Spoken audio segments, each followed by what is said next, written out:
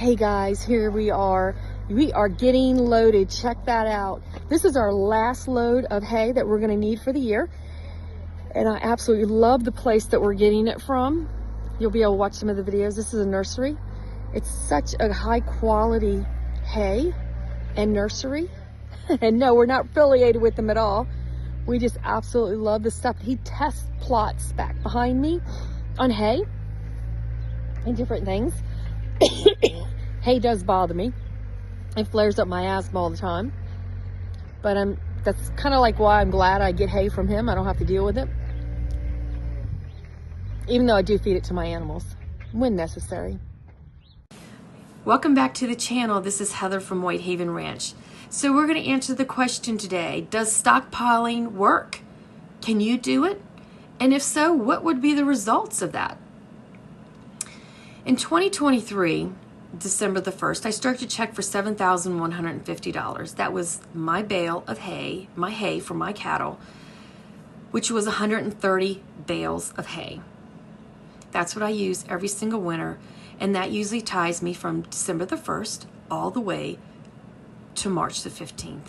March the 1st, March the 15th, depends on the weather.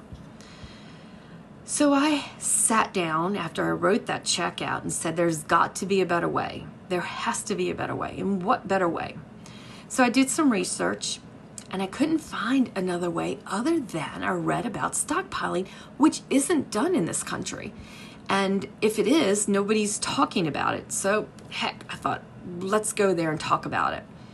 Stockpiling is when you reserve hay from a field for your livestock. Actually, the grass is what you're stockpiling. You let it grow as tall as it can in a certain amount of time, and then you put your cows on it in the wintertime.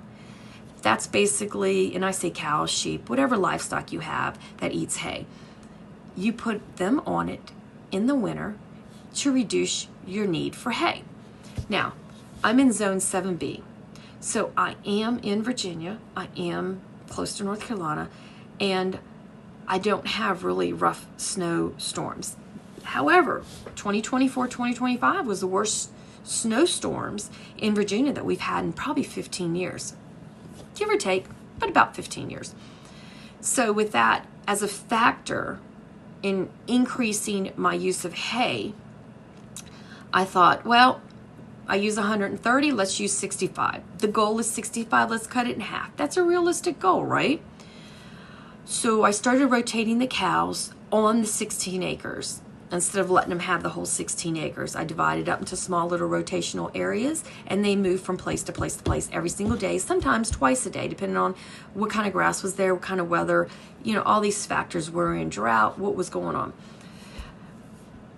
Behind the cows, or the livestock, the horses, the cows, I mowed. And the reason I mowed is because our farm is a tobacco farm, which is why we have poor soil.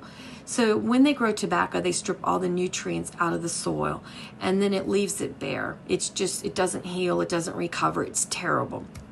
And the only way to fix that is to have livestock. So that's what we decided to do. We're going to use the livestock, and we're going to increase the productivity of this 16 acres. On September the 1st, there were no cows in that field. So they went from March to September the 1st. They actually weren't on it on the 1st. So the last day of August, they were on it. We decided that we're going to let it sit for 90 days. It was actually 91 days. And we're going to see what this winter does. And I wasn't going to buy hay. I was only going to buy a couple of loads of hay. So I opted to buy 2 loads of hay. And I was really, really, really shocked by, still the hay. Had to buy it, put it away. Good quality hay, don't take me wrong. Our hay has orchard grass and timothy in it, and of course fescue. But I have dairy cows, and I also have beef cows, and I wanted to make sure everybody gained weight, and I wanted to make sure that the girls were producing the milk appropriately. So we keep the hay of high quality here. We don't use moldy hay, we don't use cheap hay, we don't use sprayed hay. It's got to be quality. So we pay $55 a bale for 750 to 800 pounds of hay. And we decided that we were going to, when we rotate them, they weren't going to eat less than 6 inches. And then I was going to mow behind them, and that would help with the broom sage, which is why, tobacco farmers poor soil, and you have broom sage. And so I didn't want that. The goal is to get rid of that, but we're not there yet. Out of this experiment, I have found that instead of using 130 bales, instead of using 65 bales, I actually used 35 bales. Now, again, we've had a bad winter, so understand that. 2 snowstorms, which is very unusual for here. And another big factor, I added livestock. Yep, I did. I added 6 more calves. They were born in May. And I also purchased 11 sheep. And these are meat sheep, haired sheep. So 35 bales, in my mind, is crazy because there's, I was using 130. Now I'm using 35. So the numbers come out to, as I said before, it's $55 a bale. I normally spend $7,150 for hay. This year for the 35 bales, I spent $1,925. I left my field vacant for 91 days, and I kept in my pocket $5,225. Now, that may not be a lot to you, but it's a whole lot to me. $5,000 that I didn't have to dish out at Christmas time. Yep. Well, December the 1st, right before Christmas. So, the question is stockpiling worth it? Yep. Without a doubt, it's definitely worth it.